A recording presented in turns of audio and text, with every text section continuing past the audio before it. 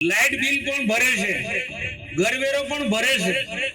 15-20 વર્ષથી કોઈને કઈ દેખાયું ના ને હમણાં 10 દિવસ પર નોટિસ આપવાનું ચાલુ કર્યું છે.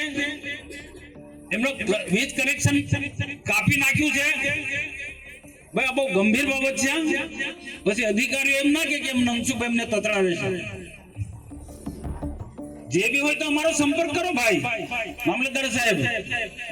આ બધું નહીં ચાલે. તમે મામલતદાર થઈ કે અહીંયા તાલુકાના રાજા નથી એટલું સમજી લેજો. ડીડીઓ શ્રી શું કહ્યું મેં? કોઈ કઈ તોડવાનું નથી. મેડમ જી એને જરા કલેક્ટર નું પણ ધ્યાન દોરજો. લોકોની રંજોડા માટે સરકાર થોડી છે. હવે કોઈ પણ કર્મચારી એનું માનસિકતા સરકારનો રૂલ્સ નિયમ હોય તો ધ્યાન દોરો. અમને કહો, તમે રસ્તો કાઢીશું. ભારતના વીજ કનેક્શન 15-20 વર્ષથી લોકો રહે છે, આખા દુનિયામાં રહે છે સરકારી જમીનોમાં. તમારે કોઈ પ્રોજેક્ટ લાવો છે મધ્યાહન ભોજન વાળો, એ પણ ખબર પડી.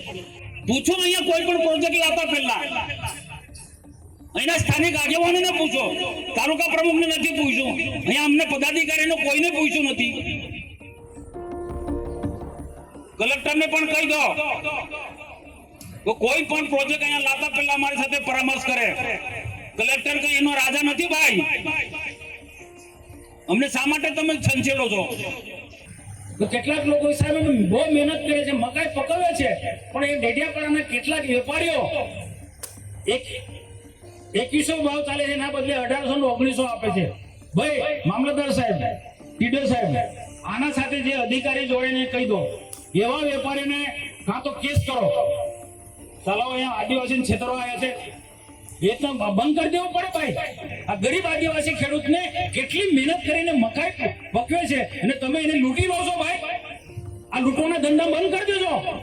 તમારે પણ વેપાર ધંધો કરો, અહીંયા સારી રીતના વેપાર ધંધો કરો, પણ આદિવાસીનું શોષણ નહીં કરો ભાઈ. આદિવાસીનું શોષણ નહીં કરો. મકાઈ એટલી વાત નથી કરતો, કોઈ પણ નહીં.